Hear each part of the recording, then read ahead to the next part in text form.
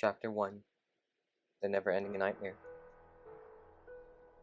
Dreams are a projection in your head, kind of like a movie that you watch in your head over and over.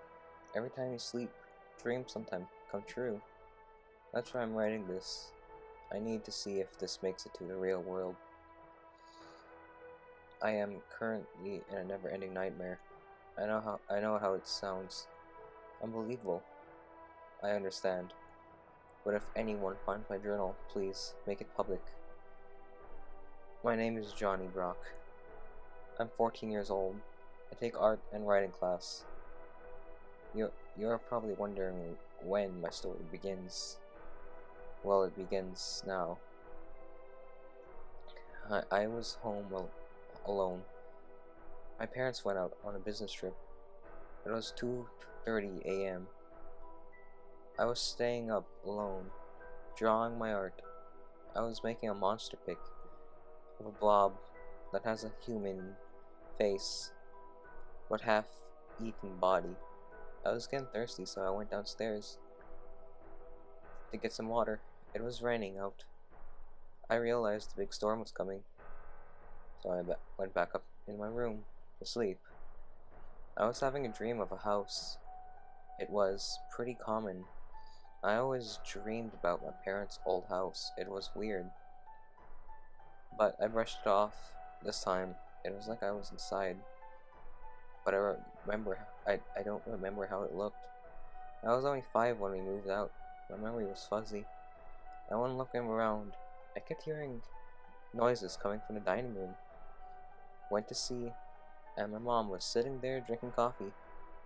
I was confused as she said she would not be home for 2 days. I acted like everything was normal until she asked me if I heard anything from Max. I got a little scared. You see, my friend Max, he died from getting ran over on a train track here when we were 4. Our parents went back inside the house and left us outside. So he went wandering off to the place our mom and dad told us not to go. The train tracks. And then he got, you know what? I asked my mom, who she said? What she said? Oh, Max. I told her. Is she okay? I said. He died when we were 4. She looked at me and asked me if I was okay.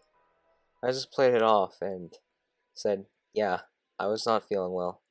She told me to go up to my room. My friend was waiting for me. I was kind of weirded out. I knew this was a dream.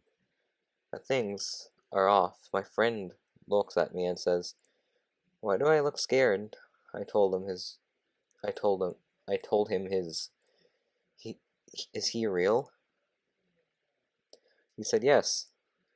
I told him, is his name, and he said Mark Maxwell.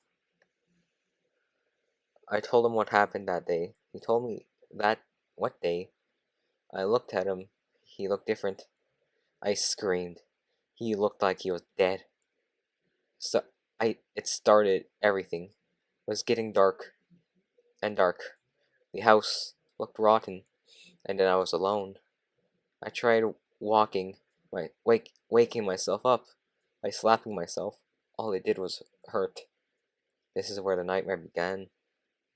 It started with the laughing, then the painful cry of Max, then the plop of wet slop. It was a blob monster, but it had the face of Max. I ran and hid into a closet, hearing his painful cry. It was heartbreaking, but I hid, and hid, for hours. To be continued. Page 2. A never-ending nightmare. Hello, I hope you like my narration of A Never-Ending Nightmare, a story about my dreams and my nightmares. I am currently writing the second part of the book, but stay tuned for more narrations of it. Goodbye, and see you next time.